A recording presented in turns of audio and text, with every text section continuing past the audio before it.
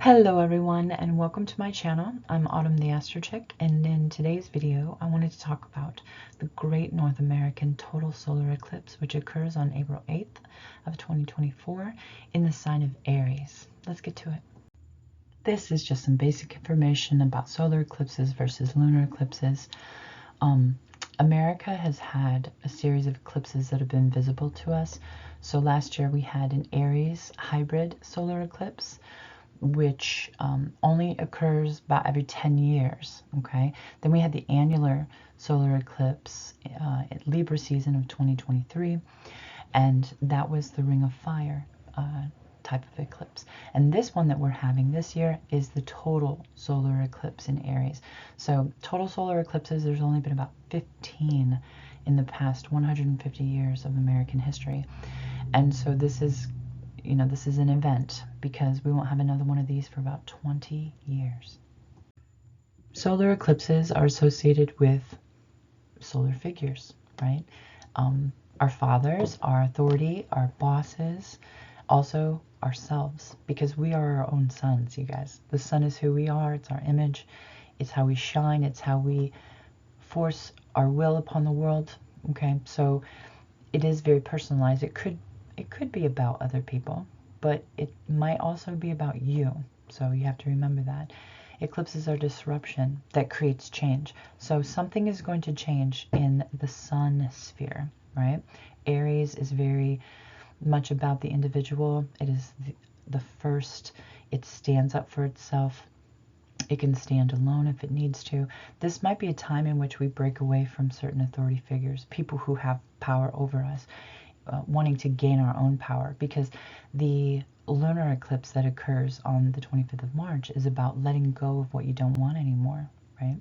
And so we've had time to contemplate, and become fully conscious with that full moon energy of what we do not want in our life any longer. We've changed our feelings. Our feelings have changed. Our mind has changed. And between the lunar and the solar eclipses, that's the time in which to get rid of that thing that it's got to go, right? And then the solar eclipse is going to bring the new. It's going to bring the new. And Aries is so fresh, right? And it's spring, and the sun is in its exaltation. So there could be some good portents for this solar eclipse. And it's American, tried and true. I mean, 32 million of us in the line of totality. It's going to be exciting. All of the Aries eclipses that have been occurring and that will occur have been in the sign, have been solar eclipses in the sign of Aries. So there haven't been any lunar eclipses in Aries. It's all solar. We had a hybrid, we have a total, and I think we'll have a partial next year. So, all of the Aries eclipses have been solar in their nature. I think that's important because it's about the person. It's about the individual life. Okay, so we're moving towards an evolutionary time. This is historical time right now, you guys. So we're in the turning of generations. We're in the turning of time. We're in crisis. We're in inflation. Like, we have all of these heightened experiences happening to us, and we're on the bridge to the future. So this is going to be an exciting solar eclipse. We have so many like layers of the situation. There's a lot of circumstances going on with this, especially with our country, because this is oriented towards America, and I can feel it. I can feel it. The sun is in its exaltation in the sign of Aries, making it a force for good, in my view. The sun is renewed at the spring equinox. Now, this is the light side of the calendar. So the sun's energy is being built up, and it's coming into its power, which the sun is most powerful in Leo season. That's why the sun rules Leo. But the exaltation of Aries has to do with that revival of energy, that lively renewal that spring gives us. So exaltation for any planet gives, I think it focuses on the positive qualities of the planet. It has like a heightened energy, an enhanced expression that allows that planet to achieve its potential and to be very harmonious in the process and to be very good at what they do. And so the sun is about our expression, and how we live and how we go forward and what people see in us and our ego, but also our soul and how we, how we go forth, right? And so Aries Sun are usually very stand-up guys. They have the capacity to initiate things for others. They're very brave and courageous and stand-up type of people. I'm a little biased because I have an Aries Sun child, and he's the best. He's the absolute best. And I won't go into how wonderful he is, but I've seen this quality in real life, and I'm going to tell you that they're honestly the helpers, and they'll do what they need to do. Let's put it that way. And it's great as a mom to have that kind of kid. This is the Sabian symbol and interpretation for 20 Aries. I watched this wonderful older gentleman. He has this wizened grandpa vibe to him. His name is James Burgess, and he has a YouTube and a website called Sabian Mysteries.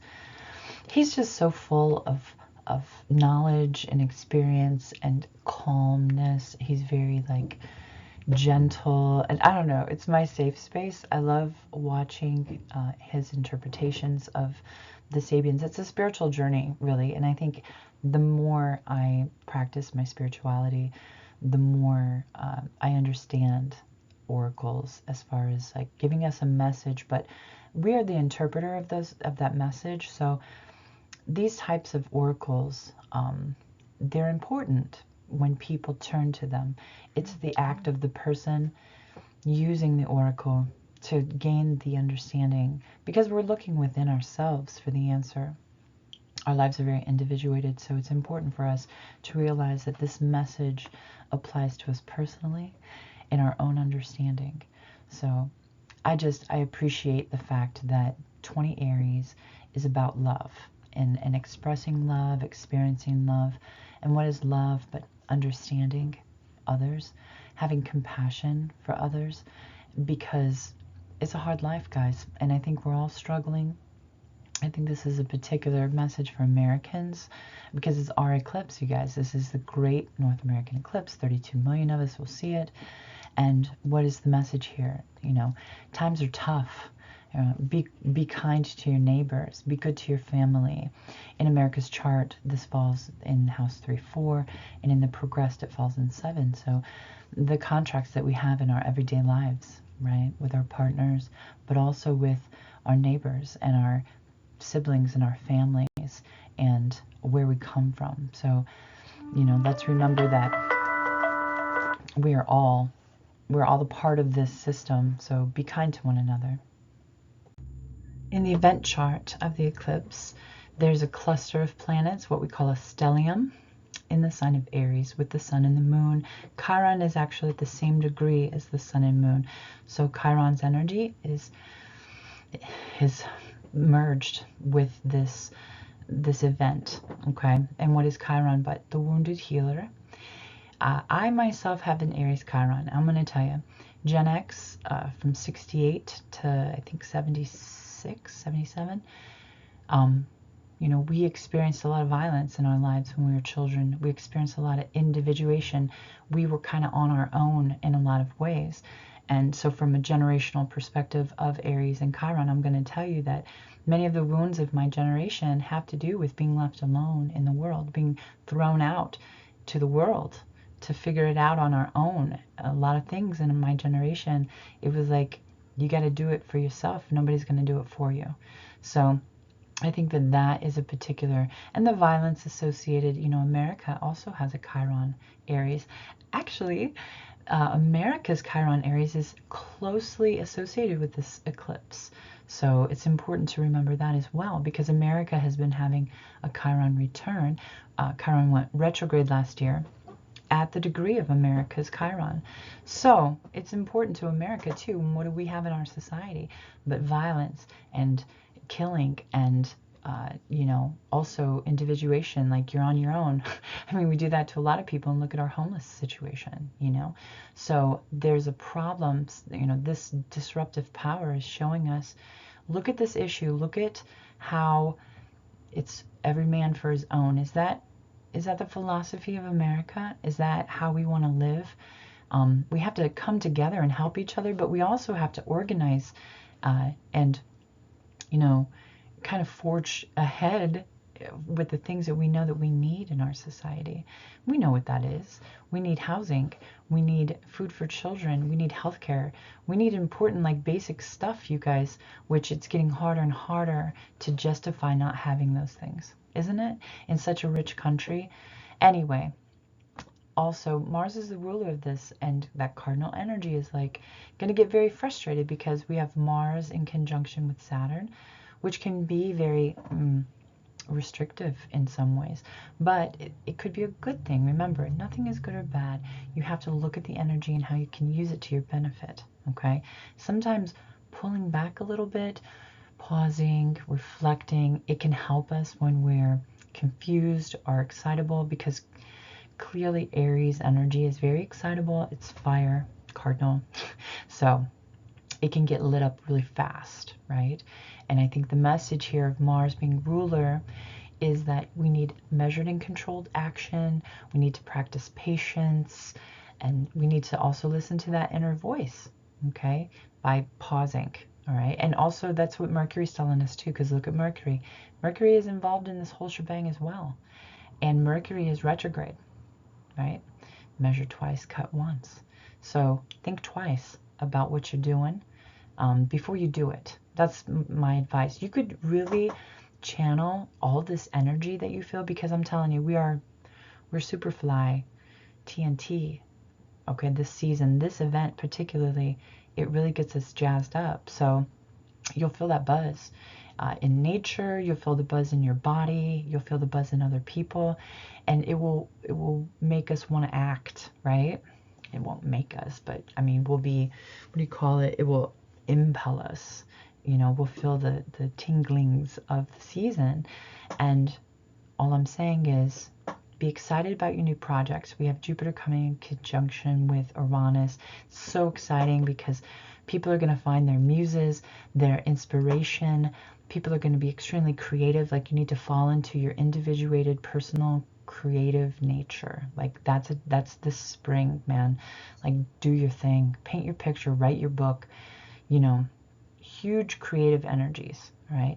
But that Mars and Saturn, you might, you know, feel restricted in some way. Use whatever's holding you back to learn from it, okay? And don't get frustrated to where violence is the necessary, because I could see that happening too. You know, Chiron is, we have this cluster in Aries. Remember, this focus and concentration of energy is what the stellium is. Aries is the god of war, okay? And I'm not trying to be negative. I'm just saying that it's a choice, okay? You can either control your actions, and you can, you know, measure your actions. You could think twice about your actions before you do them, or, you know, you can go forward and, you know, what they say, figure around and find out, you know. And unfortunately, that's going to happen to some people. I just hope that enough of us, you know, Jupiter is kind of helping out the Mars-Saturn conjunction as ruler, because Jupiter rules Pisces. So, and there's a sextile, which is opportunity once again. So there's an opportunity for Mars and Saturn to chill out, you know, if they think of the bigger picture, okay? Aries can, like, give us a narrow vision of things because it's so individuated. But Jupiter wants to remind us, you know, look at the bigger picture. And that might be our pause moment before we, you know, act a fool. Of course, I have to share the progress new moon in America's chart because it's exciting, right? Secondary progressions, like, lens through time, right? And we see how we evolve, and, you know, current energies. And for America, we've been going through this balsamic moon, this dark phase of our moon, our country's moon, which is the people, right? And have we been down and dark the past 4 years, guys? I think I'm onto something, right? But what's exciting is that with March 25th's lunar eclipse, in America's chart, we have this new moon at the 20th degree of Pisces, which I gotta say I'm looking forward to, because it occurs in the progressed 7th house. It falls in America's 3rd, 4th house in the Sibley chart of the natal, and or the country chart, whatever you call it. And so like issues of 3rd, 4th house and 7th house. So our neighbors, our chosen people, the way that we make agreements and contracts with people, being kind to one another. Pisces is a universal sign of compassion and kindness and understanding, right? So I think that this is an extremely important message for Americans this year is, you know, be good to your neighbors, be good to your chosen people. Keep your contracts, you know, clear. Stick to your agreements with the people that you exchange with, right? Because the 7th house is a house of exchange, a house of reciprocation, whether it's in a partnership or a business, right? Because the 7th house isn't just about your husband or wife. It's also about the people that you merge with and share business and agreements with. So I don't know. I think it's important for us to realize that the path forward, if we're going to make the changes for ourselves, we have to kind of organize and come together as people and find our common ground that we can agree on, so that we can move forward with the changes that are being, you know, changes in the air. Like, are you just going to let it happen, or are you going to have something to do with it? I want to have something to do with it. So let's see how this year is going to be exciting. Look at that line of totality. 32 million Americans in the line of totality. I'm going to be checking it out. I hope you're going to be checking it out.